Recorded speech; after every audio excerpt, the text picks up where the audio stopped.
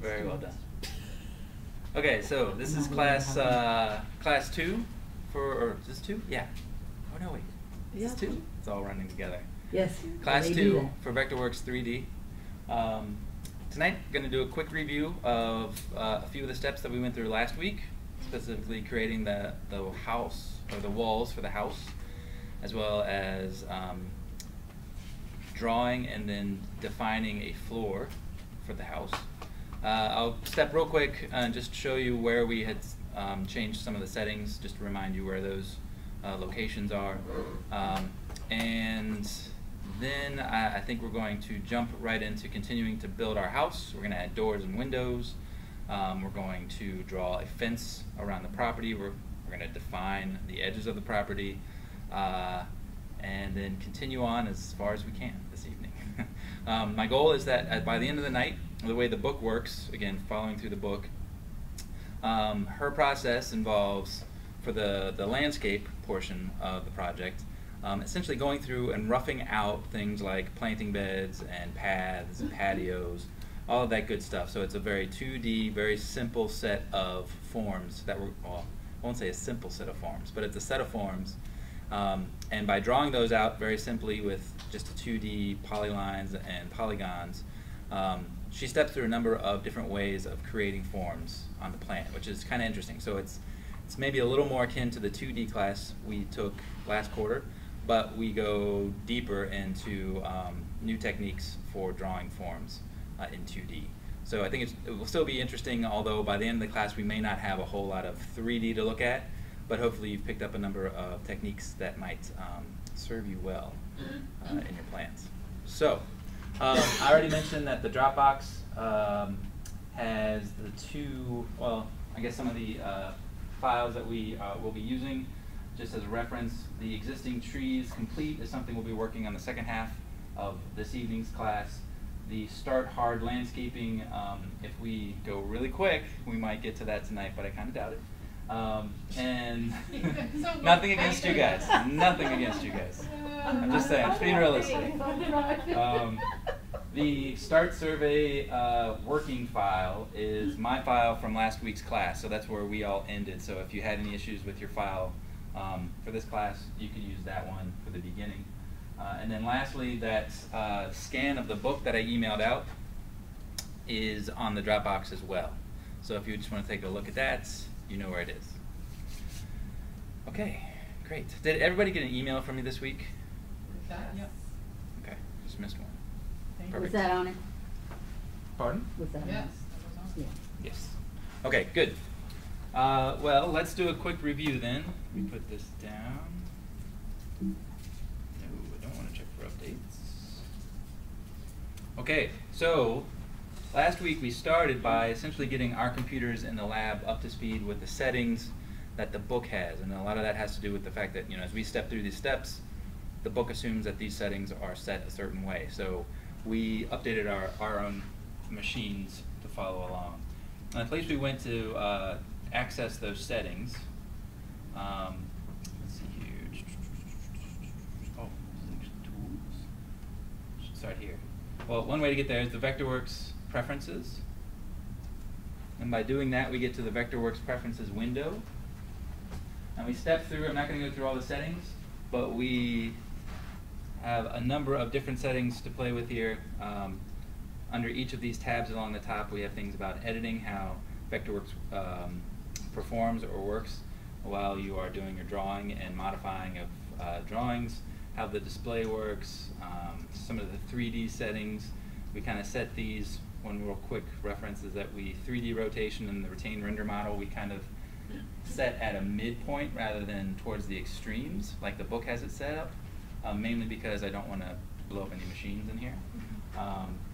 Though we did keep the 3D resolution fairly high.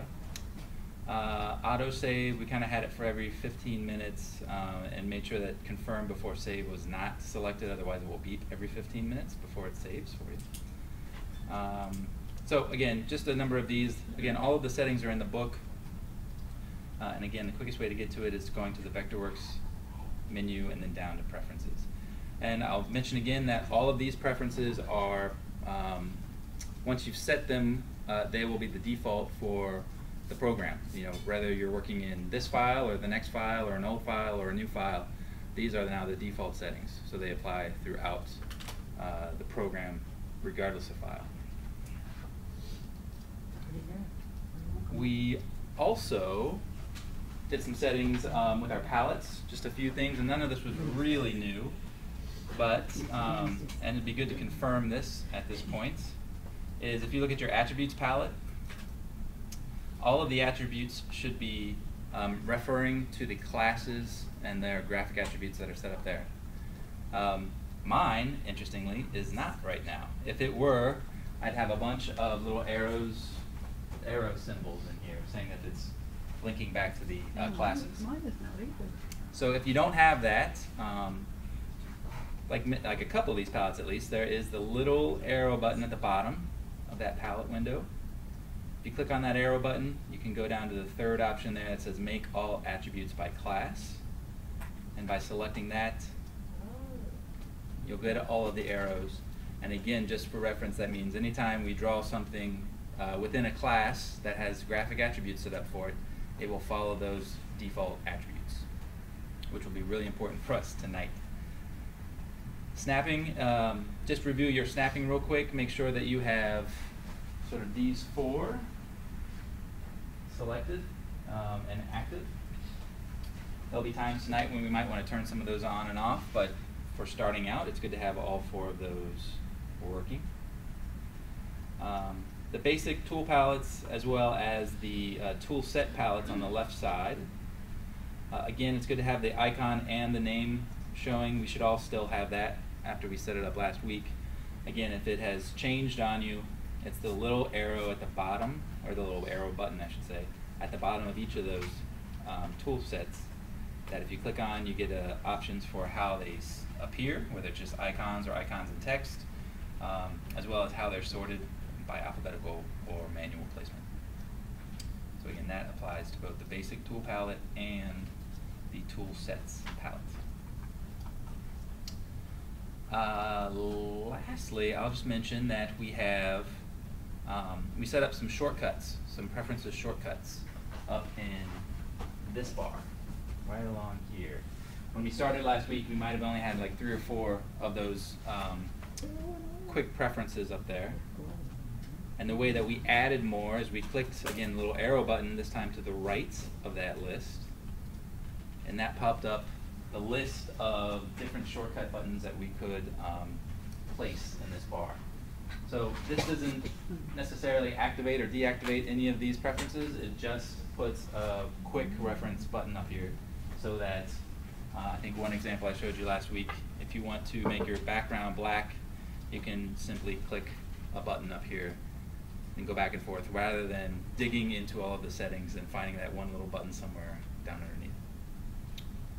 This was also, this little, the round black and white was to change the graphic on your screen and also in the print from showing the colors that your classes are set up with, and it just makes everything black and white, which is sometimes very useful. Yeah. This computer wasn't set up. Oh. What computer were you at? Why is everybody moving around? No. Just Yeah, but your Well, file is still there. what we'll do is, all those settings that we went through last week. Oh, they don't go with the file?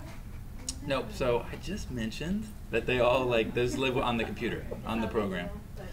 It's, we'll see, you might run into a roadblock here or there, but you may be just fine. Well, so why did we, like I did it on my home computer and Yep. I saved it as a template. Yep. Do I need to do that? Do we need to always go back and open that template and start from the settings? No, so again, the settings that we did through the Vectorworks preferences, so the bigger preferences, Okay, those are computer by computer. okay, So they don't follow the file. okay. So regardless if it's a template or not. But there are settings, so there is like the document settings. So if you go down to document settings here, Right. and you set those up there, those do go file by file. Okay. So there's just 2 different Okay. layers of settings. So Adele, if you run into an issue, I don't think it'd be too bad, but and then maybe Kind of okay, cool. Yeah. Thanks, so. Okay, so those were sort of the main things. We also made some small changes to this view bar.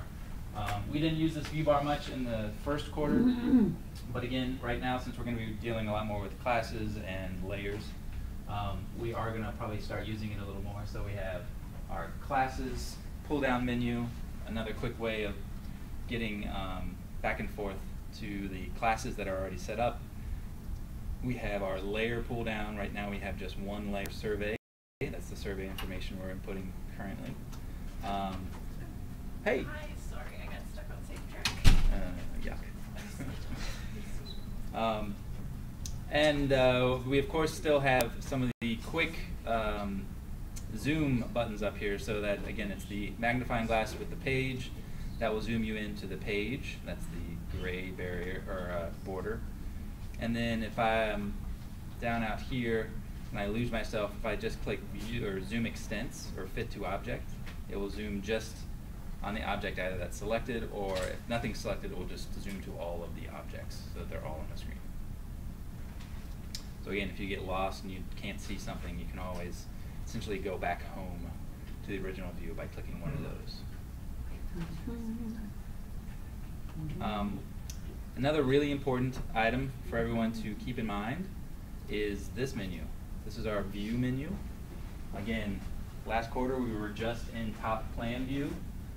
This quarter we'll be jumping into 3D view quite a bit, so we can either select one of these pre-described views to jump into the 3D environment, or last week we used the flyover tool as well as another way of hitting the flyover tool, and that brings you into that very dynamic view world.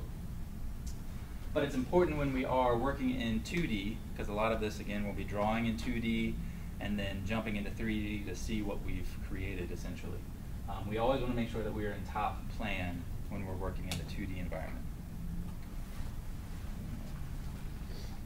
Stay using that very well. There we go. Yeah, you can't see. On those predetermined views, how does it know what the front of your house is? Because it's, if you think in plan, it just makes some assumptions that maybe, I don't even know which one's which with it, but maybe the bottom side of the plan is the front and the back top of the plan is the back. Could be so. Could make the wrong assumptions. Could always do that. It's a relative term. Okay. So top plan. Let's see here. What else was there?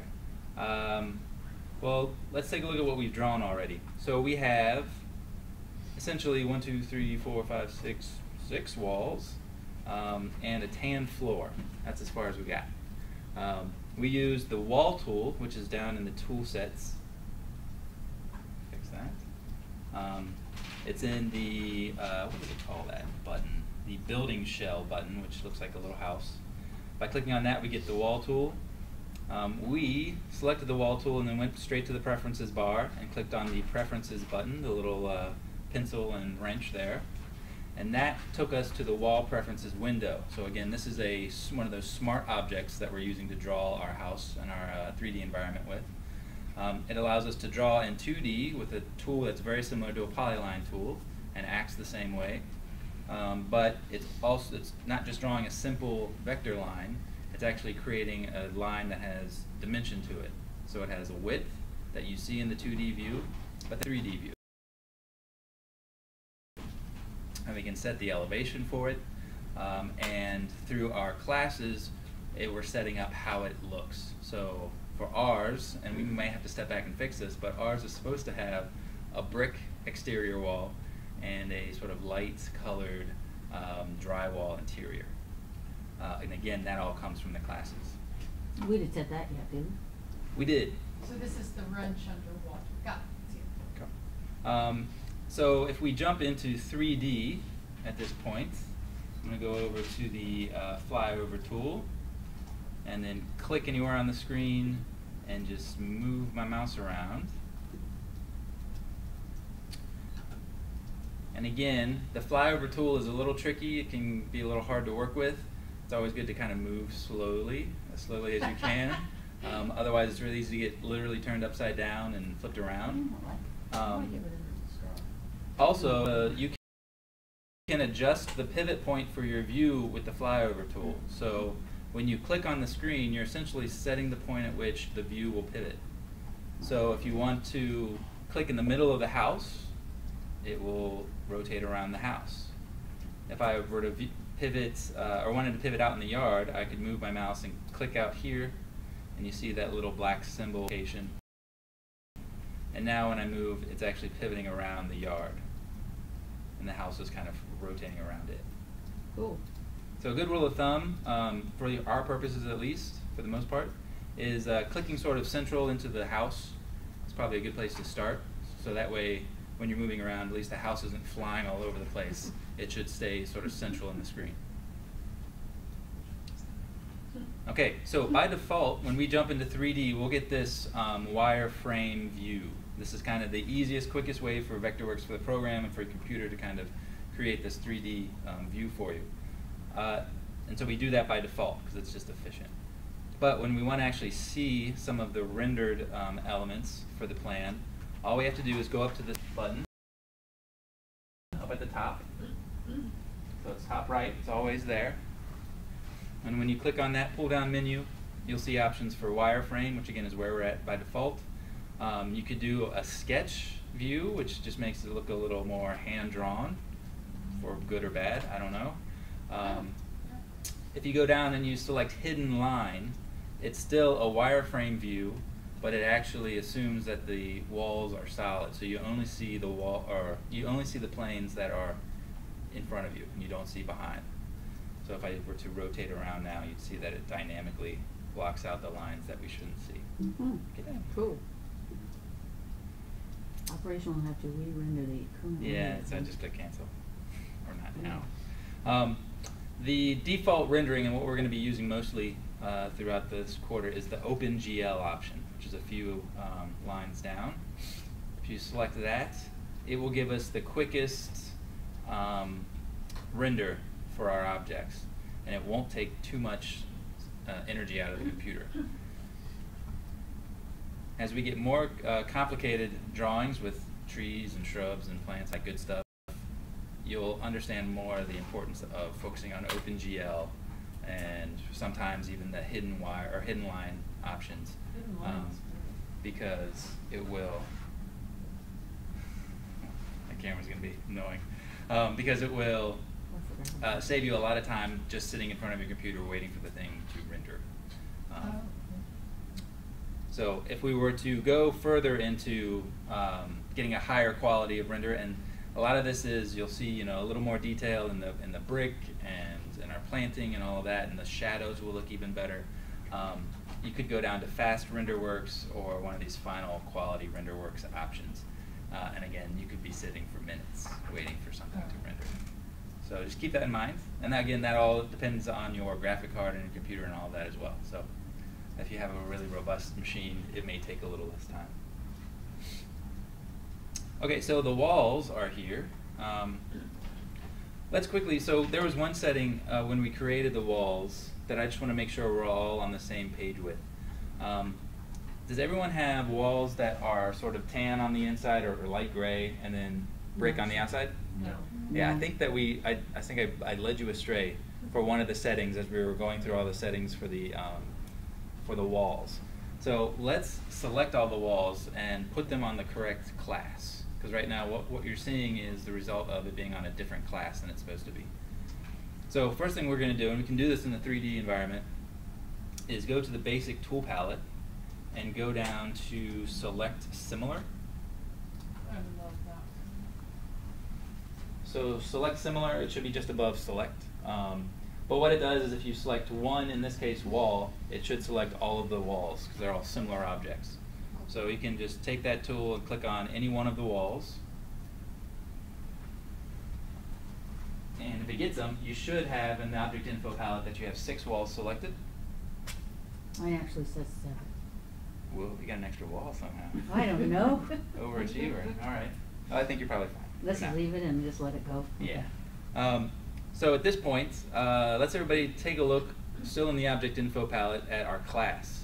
Does everyone have survey house walls? Probably have like, what do you have? Brick wall? Walls. Yeah. Walls, brick. So I picked the wrong class last time. So while we're still in the object info, you can go ahead and select the pull down menu next to class, and we're going to redefine the class for those walls. We're going to go down to survey, and then over to house walls, and that should change the graphic so that now you have an interior wall and an exterior wall, and they have different values. Now, is that class, is that sort of a standard, or was that put in here at some point? Somebody So defined that it? was set up, right. And it gets a little muddy in here with this particular file, because I know the author has set up a few classes, but also we set up those sort of standard architectural classes and had them populate our class window last week. Yeah. So that may be a standard, or it may have been something that she set up. I don't know for sure. What is mine? Oh yeah. Mine, yeah, look at mine. And real quick, if you all go to the navigation classes tab and go down to that survey building walls, Yeah. do a right click to edit. I did that one. So that must be the 7.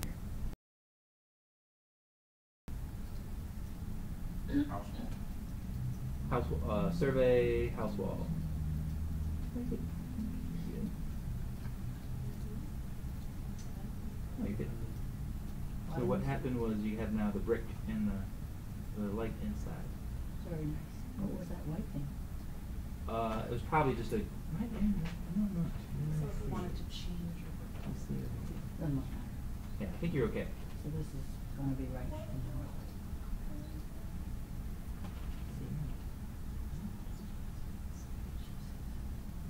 Oh, I think you're probably fine.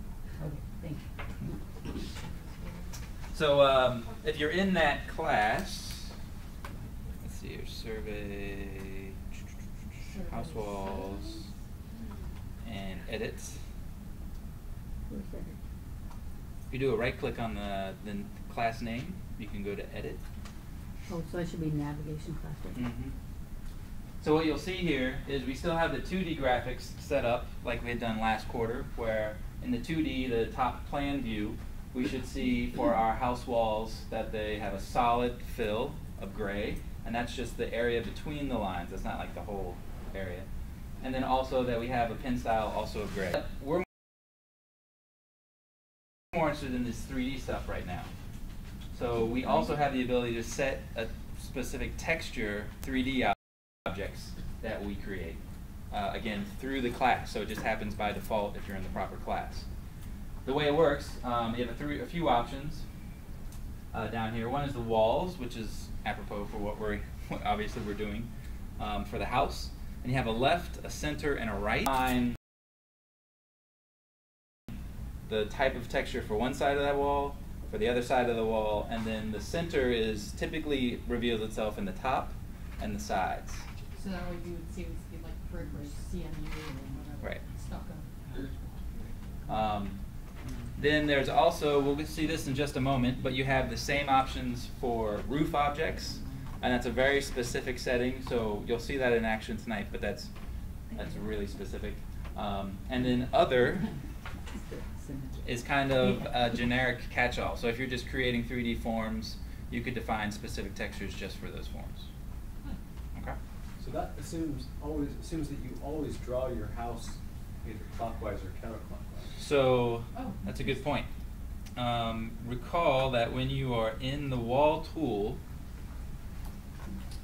in the preferences bar, once you're in the wall tool, you have a setting here. So you define whether or not, well, if you kind of look closely at these symbols, it says essentially where you click is either the left side or the right side of the wall. So you kind of have to think through how your settings are visually, And but then also what you're more comfortable in doing.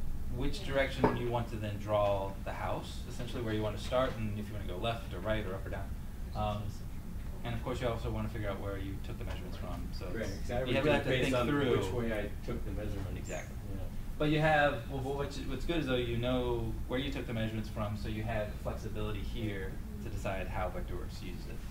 So we selected when we drew left control line because we were starting on the left? So Is that what that That was defined by the book, but the notion was is that we started and then we moved to the right, and as we moved this way, we were drawing an exterior wall that the dimension had been taken from this side, which is the left side of that wall, if you want to think of it that way. It also, the book was taking into account that the left side of that wall was going to be brick, and that the right side of the wall was going to be plaster or whatever. So it's really counted. So you do. I mean, you can either sit down and really think through it, or sometimes it's just hit or miss, and you try it, and you're like, oh, that wasn't it, and then you do it the other way. Yeah. Oops. Okay. So that's how we did our walls. That's pretty straightforward, and again, it's good that we got to go through that class again and sort of reinforce the fact that all of the graphic attributes, not only in 2D but also in 3D, by default, can come from the class. And we'll see again that at work later this evening. The other piece of the puzzle that we did last week, I should say, is the floor. Let me go back to fly over. There's a shortcut for fly Fly over. over just scares me. It Just take it slow. Take it slow. So again, we have the floor here, and if I click on it, you see that in object info, it's actually considered a floor. So it too is a smart object. We can define the bottom Z for the floor. So the Z again refers to the elevation. We've been working in a 2D coordinate system for the past 9 weeks, where X is the horizontal and Y is the vertical. And so every time we sort of snap to the horizontal, we are snapping to the X coordinate. Every time we snap to a vertical, we're essentially snapping to the Y coordinates. If we're going up in the screen, it's a positive number. If we go down, it's a negative number. I won't get too much into that because that can get a little confusing. Now we're also dealing with the Z. So the Z again is that third dimension, that third variable now that we have to deal with, and it defines again the elevation. It's probably the easiest way for us to think of that. And then we could also define a thickness for this floor as well. So if you have an 8-inch slab floor, you could factor that into the drawing. For us, we just kept it flat because we're really just going for a graphic here. And again, it's not about the house for us, it's more about the landscape. So we kept it simple. But the way we created it, just as a reminder, was back in the 2D view, we use our polygon tool. And before we had a floor, we went to 2D polygon, we selected the paint bucket. So the paint bucket works if you have a defined space that you want to essentially fill with an object. We had our walls here, so the space was defined. All we had to do was click once with the 2D polygon tool, and it created the boundary for that new floor, and it filled it with the fill, the appropriate graphic fill that was related to, again, the sort of survey floor class that we had already set up. So that gave us sort of the simple 2D polygon view, or 2D polygon object. And then after doing that, we clicked on that 2D polygon, and we went to landmark, and then floor. So we'll be doing this a number of times as we go forward with our layout of the design. But essentially it's taking a simple object, a 2D object, a polygon or a polyline, selecting it and then creating a smart object or a smarter object out of it. So this was one of the first times we did that, and we created a floor. We'll be doing that for like hardscape areas, for planting beds or landscape areas as we move forward. So that's a concept to start getting used to. Okay. Any questions on that stuff so far? Well, we're going to start tonight by jumping into windows and doors. And then we're going to have Vectorworks create a roof for our house. And that should be fairly quick, I think. That sounds like fun. So first things first, last quarter we made a door symbol. Do you all recall that? Yes. it was good because it let us do like polylines, and we made a circle. We used the trim tool. We grouped things together. We did all that fun stuff. But it was really kind of a waste of time. Not really. But it was. There's an easier way to apply doors to our plans. Because Vectorworks comes with essentially a tool that will allow you to define visual and sort of physical attributes for windows and doors, and you can make them as complex as you wish or as simple as you wish.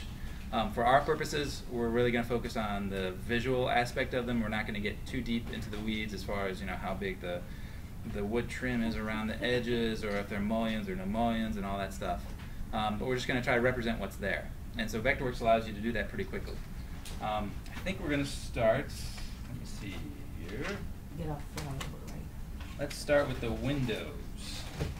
So we're just going to place a window and a door, and then I'm going to give you some time to just kind of play around and plugging in a few more throughout the house. So let's start with our windows first. Kind of like the plant tool before, well, but actually a little more robust. Just by placing a window or a door on your drawing, all of the classes come with that automatically, so we don't have to necessarily be in the right class to do this. That's why I had sills. Is that like a Well, that will window? get populated with the sills portions of the windows that we'll do. But anyhow, so let's start. Let me get to the right page first, though. Okay. What page is it? So I'm starting on 74, but again, I think in class it's a lot easier if you just kind of follow along and try not to. I'm just writing my notes. No, I no. can find it at home. Just take very few notes. Yeah, okay. Just focus on following along. Okay. Okay, so not surprisingly, down in the tool sets, in the same area where we found the walls tool. So again, if you're not there already, there's the building shell button at the bottom. Looks like a little house. When you click on it, a lot of the home construction elements pop in. Within that list should be a window tool that you can select. After you select the window tool, go up to the preferences bar and you have the preferences button up there. So when you click on that, we get this. So we're going to essentially step through a few of these settings to define what type of window we want to see. And you see that there's a lot of stuff that we can mess with here, but we're not gonna. We're gonna keep it fairly focused. If you are really into like windows and doors, you can do that at home. But we're just gonna make something simple, but again, representative of what is on the site. So, first thing, so we're gonna start over here in general. If you didn't get there by default, that's the option up at the top. As we go down through here, I'll just step on a few of these. So window shape, right now it's rectangle, which is probably what we're going to use. But if you had a circular window, you can see in the preview that you get a circle window, half circles, diamonds, sure, that's still a thing. So you have a lot of options to play with as starting points. Did it have lady? It's called half circle. No. Okay, so let's see here.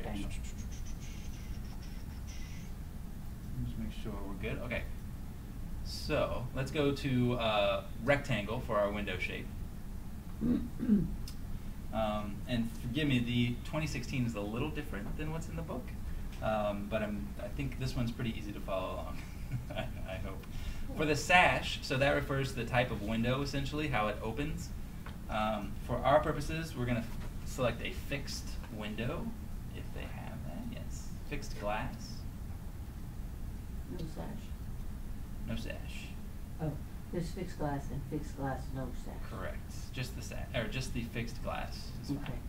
Okay. For the size reference, since this is following the book, are going to go with a rough opening. If we had taken a measurement along the outside of the window, we could use the sash opening or the unit size if we were actually ordering the windows. We're going to go with rough opening. For the overall width, we're going to set it at 8 foot 10 So 8 foot 10.875 inches. So simply 8 foot 10.875 inches. That's because somebody did it in metric. Yeah.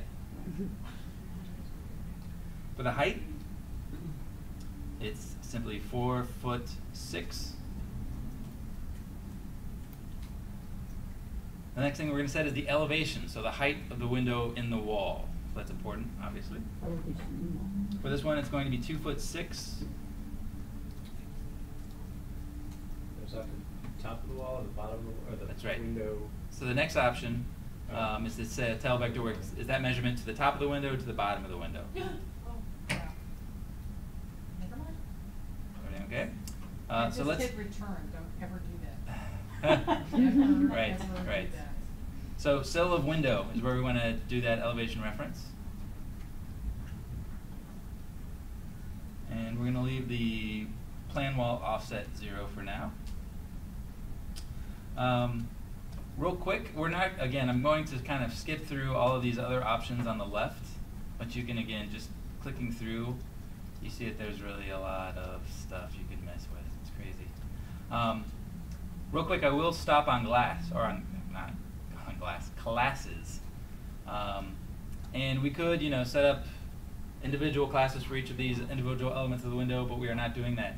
The one thing we will allow Vectorworks to set up a class for is the glazing, or the glass portion.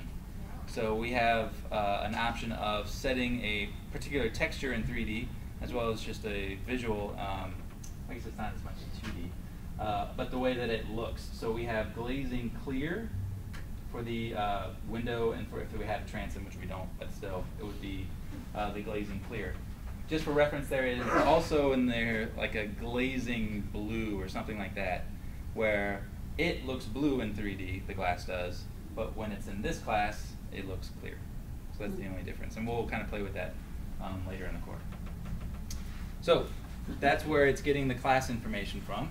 If we wanted to change the color of the glazing, again, we could come in here and, oh, I could just show you right now. We could come in here and pick the glazing blue rather than the glazing clear, but we'll all stick with clear for now.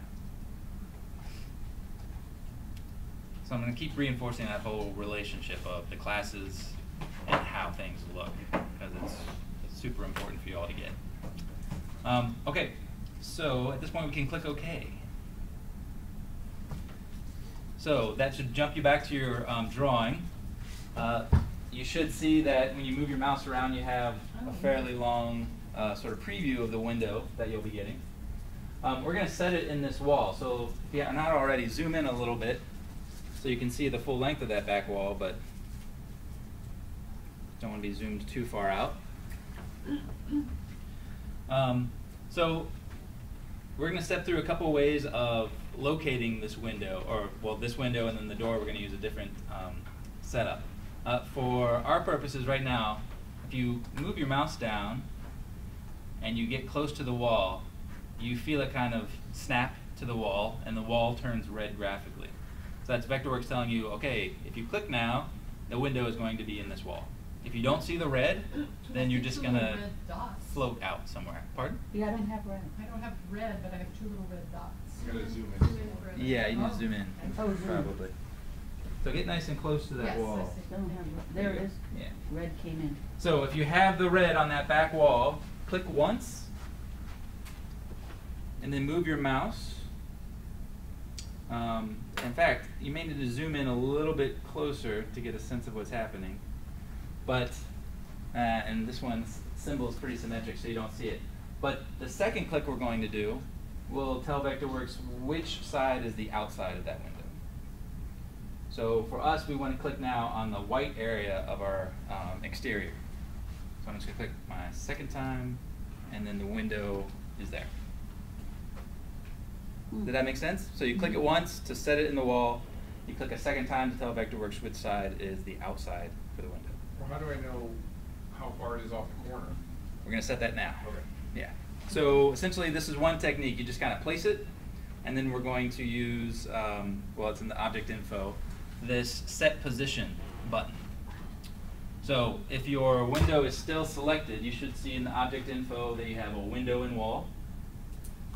And then you have a lot of the sort of settings that we took a look at before in this object info window. A lot of settings. What we're interested in though is the set position button. So when you click the set position button, you should see move by points becomes the active tool. We've used that a couple times. Essentially what we're going to do is we're going to use that tool, and you should be in this third option up here. That should happen by default when you hit set position. Essentially what we're going to do is we know the distance we want it to be from this corner. So if we click on that corner and then click on the edge of the window and define the distance we want it to be, Vectorworks will move it there for us. So let's all Inside or which? just follow along. Okay, sorry. Sorry. Okay, so we're in move by points. I'm going to start by clicking on that inside corner. So it's the outside edge of the wall. Because again, that's where our dimension was probably taken from in the field when we were outside. So I'm going to click once there. And then I'm going to go over, because I know the distance between that corner and the edge of the window. I'm going to zoom in nice and close so I make sure I got the right edge of the window. And I'll make my second click. Everybody get those 2 clicks? We should then have an enter offset window that pops up. For this window, let me see here. We want to make that window 3 foot 6 inches from the corner. So if we type in 3 foot 6 inches, and then before you click OK, the next option is important to get right. So it's asking what was the first click in this process. For us, it was the corner of the house, which is not the object we want to move, that's the reference point. So make sure reference point is selected. If we had started by clicking on the window and then clicked on the corner, we'd say the first click was the object. So reference point is selected. If you click OK, you should see probably the window move a bit. Neat. And at this point, it should be, in theory, 3 foot 6 from the corner. For verification, I think we covered this last quarter, but in the tool set down here, if you go to the DIMS Notes set of tools, that's the little ruler and pencil button that you can click on. There is a tool in there called Measure Tape, or Tape Measure, you know. So if you select that and then click again on the corner of the house, that outside corner, and then click again on that edge of the window, it should tell you in the coordinates pane that it's 3 foot 6 inches. Mine says 3 foot 6.006 inches. Oh my God, do it over. You're gonna have a draft. Oh, no, I'm sorry, I lied. I was a little at an angle. Sure. It's right.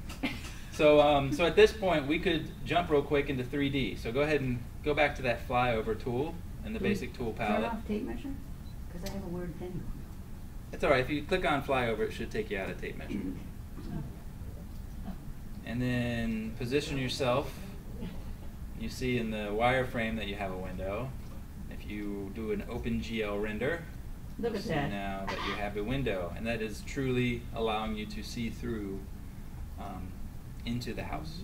Oh, mine is on the little lines. So I need to go to that thing up there and get the teapot? Say that one more time. Mine has sketching lines. So I will want to go to a teapot. Oh yeah, you want to go down to OpenGL. OpenGL, and then so open the. So zoom around. You're on the back side. You want to see. Why does mine look so? Oh, I'm sorry. Oh, wow. Oh, yours doesn't look like it's on the wall, maybe. You I can just see the put the. wall. Oh, look, if you look in the house. Hers is a Oh, basement. so I need to go back to 2D top. Does mine look like yours? Huh? Zoom in Ooh, there. look, it's like Wizard of Oz. White House. Click on again selection. Click on It's that. like being at Disney World. Click on You that. can drive by and see. See? See skyline. Okay, how do I do that? Now go back. Flyover. Mine isn't, look at this. It's upside down. So if you're really savvy, you can go inside the house and look out the window. Oh my God. Oh, yeah. Ooh. Freeze it up real quick. How did you do that? Sometimes it's a little deceiving. Well, when I clicked to find where to fly over, I Well, there just it clicked in is. the center of Maybe the it's floor. a 3.6. And then I have to find the window from the inside of the house. So you just, if you click on the middle of the floor. I can't see it from the inside of the house. Look. Oh, you just go like this. No, look, I can't see it. Where'd it go? Shoot, man, where'd it We go? need to change our classes. Can you see it Thank from the you. outside? You sure I didn't do it with my, That's okay. The window itself though is in window pane. Okay. Yeah. Mine has disappeared inside. the Never house. Let's talk about it later. Yeah. In there. We'll take a look later. Can we use this window and door tools for just, even if we're not doing See, 3D? it seems to have moved this. Yeah, totally. You could use it as your plan. It Absolutely. would have helped us, and that's good. Some goon put it in wrong. Okay, we'll have Can't that. show you everything at once. Come on. Mine is normal from the outside, but bizarre from the inside. Okay, so we have a window now. If we wanted to get fancy and like click on that window and wanted to say, well, what would it look like on the second floor? We could come down here, go to elevation, and maybe put a 1 in front of that 2'6", and it would shift it up to the second floor. All right, so let's Wait. do that. So again, just by clicking on that window Okay. and then changing the elevation in the object info palette from 2'6" to 12'6", it essentially shifts it up to the second floor. Yes, now that looks lovely. Okay. The elevation. So how do I make it do it? Oh. Don't sweat it. Just There type it that is. in. It is now, I can see the sky. Alrighty. Let's jump back into plan view. I need to go home and play. Let's leave. You'll find also that the objects like the window, you can also copy and paste. So if you have a mirror set up, what's going on? A window set up that you like, if it was the last thing you set up, then you could go back to the window tool. So I could go back to tool sets, window, and all of the settings would still be there from the last window you placed. So you could go ahead and place them in another window or another wall. And you'll notice if you go to one of the walls that are going vertically up and down on the plan, you'll see that the window, when you kind of snap it to the wall, automatically changes its orientation to match the wall. So it'll be parallel. So again, if you just click once to set it in a wall, and then that second click is important to tell Vectorworks which side is the outside, it will place another identical window for you. Mine is not turning around. You might need to zoom into the wall Oh. for it to take it. Yep, Okay? that did it. I forgot Um, something. How'd you go back to 2D? And I'll just show you one more step. If you, let's say, wanted to mirror this window to this side of that face of the wall, you could select it. So I have a window and wall. You could go over to the mirror tool in the basic tool palette, and then go to the midpoint of that wall, which is right about there. Make a click, go vertically up or down, make a second click, and now you have two windows mirrored on that wall. What was that going up or down thing? I'm using the midpoint. Which midpoint do you choose? Sometimes there are multiple midpoints floating out there, but you can usually delineate which one is the midpoint for this entire span. So it'll tell you midpoint. So wait, you, I have one for the. I like a Where's that to select? There's a midpoint Where for do you- the where do you interior make your wall, the click? middle wall, and the exterior. Would you be going with? the They middle? should align though, in They're theory. not. They're not? No. Well, don't sweat it. This is just an exercise. so wait, you click mirror and then you get this, and what That's do you do right. after that? You find the midpoint and then So what if do you do? have your window selected, Right, click the mirror, yeah. and then float around on the wall, on the exterior wall, until you get to a midpoint that you Right. snap to. And then make your click on that midpoint, move your mouse vertically up, make a second click. And you're doing that because you're defining what the outside of the window is, right? Well, no, that's House. actually, we're just using the mirror tool to mirror that same window in that case. Hers is outside the house. That's all right. Okay, so I'm saying that it's mirror from a midpoint, so if it's not exactly 3.6 from a. then it'll be off a little bit. Again, we're not sweating that No, tonight. I'm just curious. Okay, so if you have a window outside the house or anything like that, delete it. But if you have extra windows in a wall, you can keep it for now. Let's do a door. Okay, so tool sets, again, is where we'll start. And we'll go down to door. Did you go to the little house guy? Yep, so yeah, that's right. If you're not in the, what do you call it again? I keep forgetting. Tool In the set. little house. Little The house. building shell, thank you. Click on it, the set of tools should appear, including the door. Now, very similar to the window, there are a lot of different doors we can set up here to be used. We have single doors, double doors, quadruple doors, a lot of doors. Let me make sure I follow the book on this one, because we're going to use a little different technique for setting up the door and placing the door. So if you're in the door tool, go ahead and go direct to the preferences button up at the preferences bar, just like we did with the window. And just like the window, we get a door settings window. Mhm. Many of the same options are on the left-hand side. Some of them are more door-oriented than window-oriented now. Okay, we'll step through some of these settings. We'll follow the book though. Real quick, the size reference. We could set it by leaf, so if you know the individual leaf sizes and you want to just add it all up, you can do it that way. We're again going to go with the rough opening though, because that's the dimension we know. And the width we're going to set at, 8'1" point 7.5.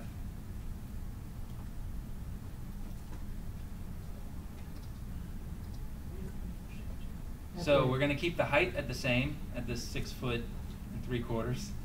We could mess up with that if we wanted to, but we're just going to leave it the same. The next thing we're going to do is go down to configuration. Here is where we set essentially the format for that door. So is it a single, simple swing, or is it more complex, bifold, pocket doors, all kinds of different options here. We're going to select the complex swing. So the way complex swing works is we define how many sections there are. We can go 2 or 4 sections, maybe even more, or 3. And we can define which of those sections open and which are fixed. And the way we define that is by going to operation, which is just below configuration. And you'll see that you... I thought they were Hugs and kisses, hugs, yes. yeah. Hugs and kisses. I guess the kiss means it's open and the hug means it's closed. I'm not sure how that works. But the X is for open and the O is for fixed. And what we want to select is a door that is fixed on either side and then opens in the 2 middle panes or leaves. So that would be So down So it's X the is- OXXO. X is what, and O is fixed. Correct. So if you look at the OXXO, O is fixed, XX is open, O is fixed. I think O is off. That's okay. there. All right. Give it a second. It'll sing. And it shows you the little picture on the. All right. Why should- Yeah, exactly. And you get your preview of the plan view as well as the elevation view. Okay. For this one, we are going to go to the left side. So we just made our selections in general. Now go down to leaf. And here, since we want to maybe flourish the visual of the elevation in the 3D view, we can select where it says leaf up at the top from a solid leaf or a glass leaf, which changes the visuals a bit. A panel leaf, which is similar, and then you could customize something. Let's go to the glass leaf, and as you see, we get some glass panes in there. Or we could monkey with the size of those and the location of those, but we're just going to leave them as is. And then lastly, again, we will stop at the classes tab on the left there, and again see that we can set specific classes for each of these components. For our purposes, though, it's the glazing that is of interest, because we can set whether it's clear or blue, or if we wanted to set up another class and make it pink, we could do that too. For, again, the glazing, the side glazing, and then the transom if we had one. Okay? Any questions? Cool. I think, let me make sure we click OK. Yes, we do. So let's go ahead and click OK. That's very nice. Let me see here. I'm going to have to review this for a second. Bear with me for a second. They kind of do this setup a little differently than one would typically do it. Okay. I already got it. Whew, that was quick. So to set the position for this door, we are going to use this option in the placement, or in the tool preferences, or the door preferences bar. So we should open that on? Wait, Well, you're already in it. Mine isn't. mine doesn't look You're still in the door tool. There it is. Oh, okay. So up along the top, you should have these buttons, and you can select the second one. You're probably in the first one by default. Right. And that's going to allow us to set a distance from a reference point on our plan for Vectorworks to place that door. So rather than, like we did with the window, just simply roughly placing it in the wall and then going back using the move by point tool to put it in the right place, we're going to do it a little differently. This time we're going to, again, make that selection in the preferences bar. And then we're going to make one click to start. Let me see, make sure I get this right here. And that's going to be, again, at the outside corner of the house, right down here. So I'm going to make sure I'm snapping to the outside edges of that corner. I'll make my first click.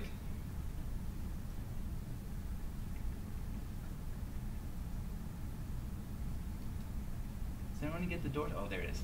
So it's like, where'd that symbol go? Okay, good. So after you've made the click and you move along the face of that wall, again, this is the back wall of the house, you should see the door symbol, or the preview for the door. Everyone got that? Mm-hmm. Good. At this point, you can make a click anywhere in the wall, as long as the wall is red. Make sure the wall is red. So you make one click, and you've kind of placed the wall temporarily, or the door. Now, when you move your mouse up and down, you'll see that we have to tell Vectorworks which way we want this door to swing. And I'm going to follow the book on this, but they have it swinging out, which is not to code.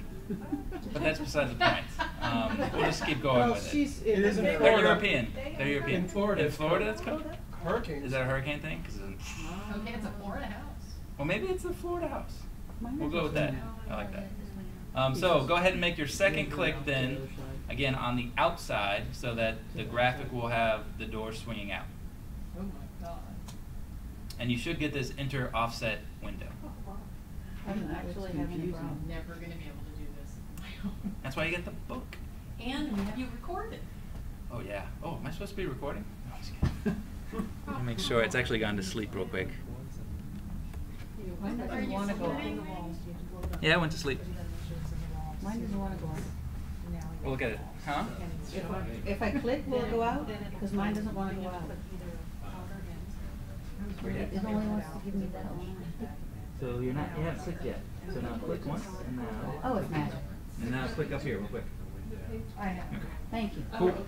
Okay, so is everybody now at this window where it says enter offset? Hey guys, Rather going back. are we at the enter offset window? Yes. Everyone? Yes. Cool. So at this point, what we're going to do by filling in this window is define, again, the distance we want to be from this corner to the door. So let's start by typing in from the book that distance, which is somewhere here. 20 feet. It is 16 feet, 7 inches. Don't click anything else after that, because these next offset using is an important factor as well. So by default, these little door symbols and the window symbols for that matter have a midpoint that is sort of the default insertion point for those objects. So when we clicked in a spot, it set that symbol at the center point of the symbol in the wall. It didn't set it over here on the right corner or the left corner. It used the center point. That's by default.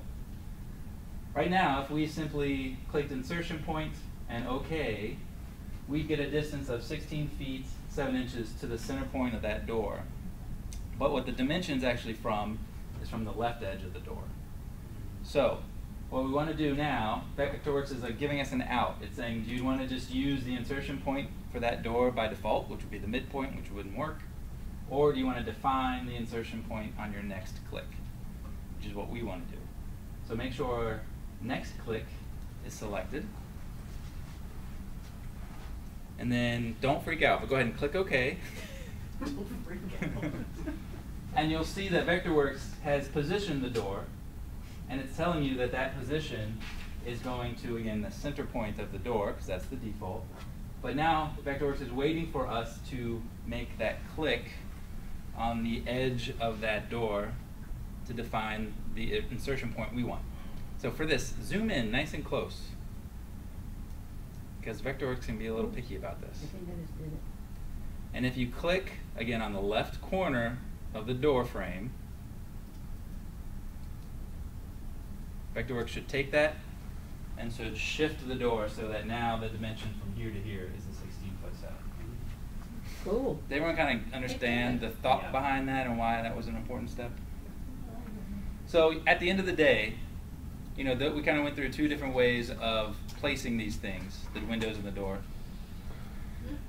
You may find your workflows easier by simply doing like the temporary construction line. So you draw a line from here, that's 16'7" to here, and then maybe give it a little tail, and then come in, place the door, and then move it to that point, and then get rid of the construction line. That's another way of doing it. You could also set it right here in the corner, so you have a door right here, and then just move it over 16'7". Yeah, like we did with So again, Vectorworks is robust, CAD is robust. There's always a few different ways of doing it. So even if you already have the window in, it'll let you do that with the door, even if you have to go over the window. Yeah, it would just slide it right over the door. What it will do, I wonder what would happen actually if you had overlapping doors and windows. I mean, I don't know if it'll let you do that or if it will just do it and it looks silly. And then you have to fix it, yeah. So, but that's one thing you would catch when you get into 3D if you don't catch it in the 2D. It's the offset insertion. That's what we just. That's correct. And again, that was up at the preferences bar up here. That was that second option. Okay, real quick, let's do one more door. So we can go back to the door tool if you've jumped out of that, and then go back to the preferences button in the preferences bar, and that will take you back to this setting. Let's start in general. We'll stick with rough opening, but let's make the width 3 feet. I don't know how we started, I missed something. So you go back to the door tool, and then back to the door preferences button. Dimension. We'll stick with the height as the default there. Square is good for the top shape. For the configuration, let's just do a simple swing door. So in that case, the operation, those XOs and XOs don't apply because it's just a single door. Nice and simple. We'll leave it as glass. So right now that leaf is defined as glass. We'll just leave it like that for now. What's So, curtain wall door? that's just a different type of construction where there's no like masonry wall or wood wall for it to attach to. My picture's different. Okay? Go to link. So I'll tell you what, Holly, we'll catch you up at the break. So we're about to take a break. I just want to do this Okay. one thing before we Sorry. go. So after you click OK, let's, we're going to just kind of make a click and set a door right here. But to do that, we're going to make sure that we jump out of that offset setting and go over to the simple drop setting. That's the first button. And if you kind of go to that wall, that little wall, and snap to the midpoint, you'll see that the wall turns red, that you see the symbol for the door, and you're snapping to the midpoint. Go ahead and make your first click, and then move towards the inside of the building. so that the swing is on the inside, and move to the left or right, and you'll see that the location of the door Oh, yeah. also changes for you. So if you know which side the door is actually sitting on, all the better. Let's say ours is on the left side. So once it's kind of showing what you want it to show, make your second click, and now you've got your other door. Cool. Cool? Very nice. Okay. Why does this swing disappear? Oh, so we have layers on our drawing now that are kind of over, or covering over other pieces. So at this point, we could, so for example, the door swing isn't showing on top of the floor.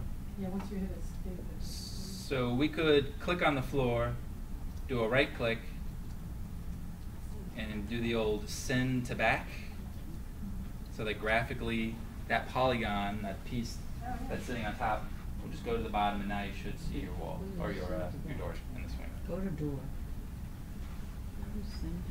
Cool? It's in, modify. Okay. I think we're gonna go ahead and take our break at this point, and then when we come back, we will put a roof on this building, and then we'll jump into starting the rough layout for our design in the garden.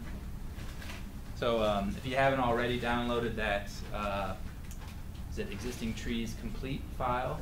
Make sure you've downloaded that, put it on your computer so it's actually on your desktop and not on your jump drive, and then we'll work with that a little later on tonight. Cool?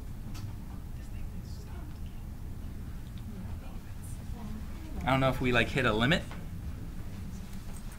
I just kept talking and talking, so it's, maybe it's still going. Needs a motion detector. There you go.